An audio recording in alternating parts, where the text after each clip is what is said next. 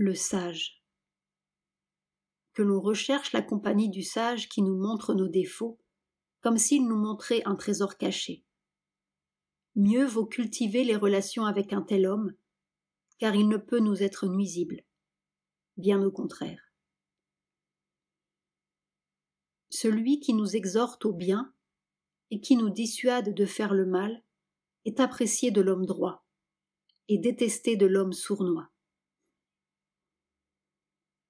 Il ne convient pas de rechercher la compagnie ou l'amitié d'hommes au vil caractère, mais frayons avec les hommes de bien et recherchons l'amitié des meilleurs parmi les hommes.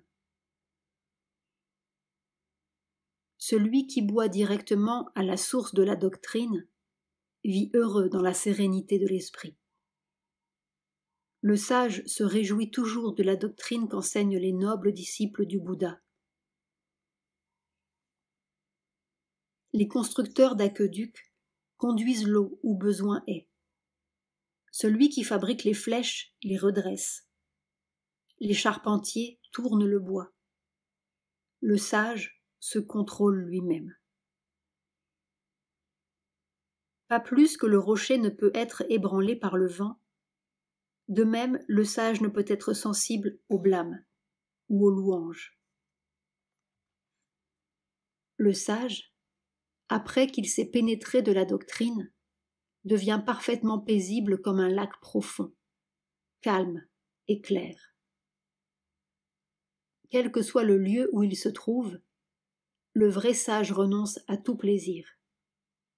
Ni peine, ni joie ne peuvent l'affecter.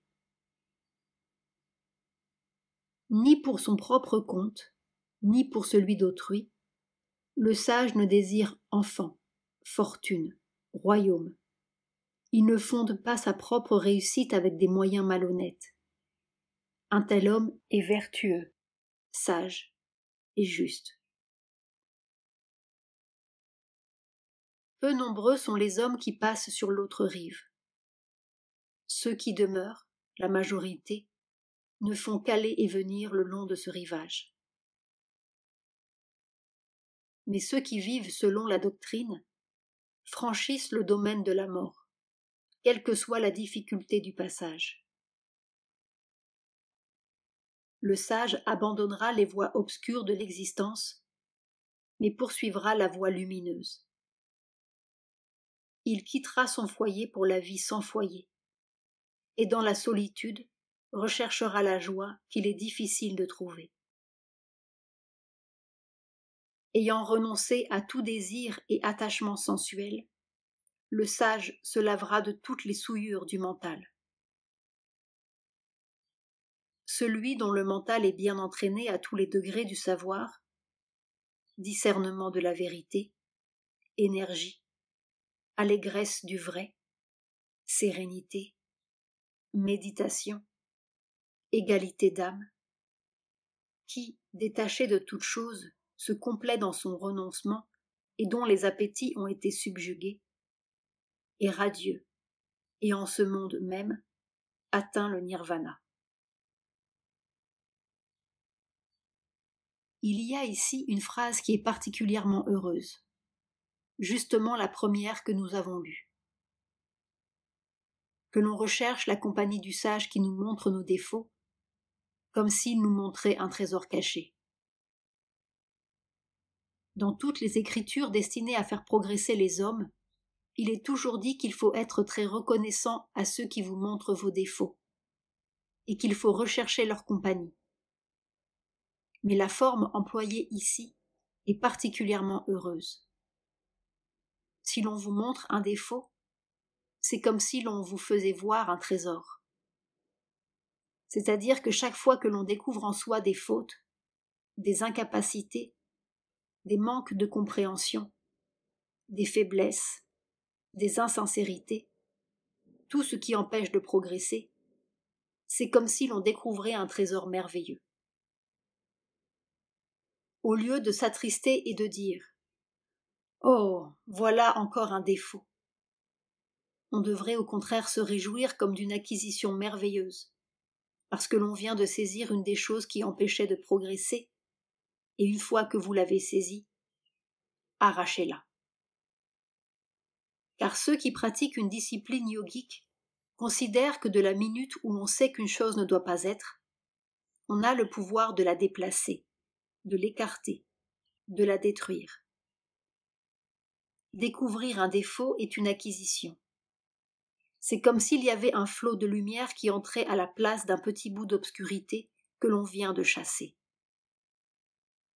Quand on suit une discipline yogique, on n'admet pas cette faiblesse, cette veulerie, ce manque de volonté, qui fait que la connaissance n'est pas immédiatement suivie du pouvoir.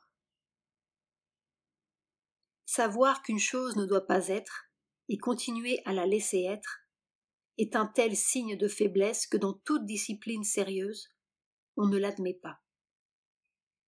C'est un manque de volonté qui va jusqu'à l'insincérité.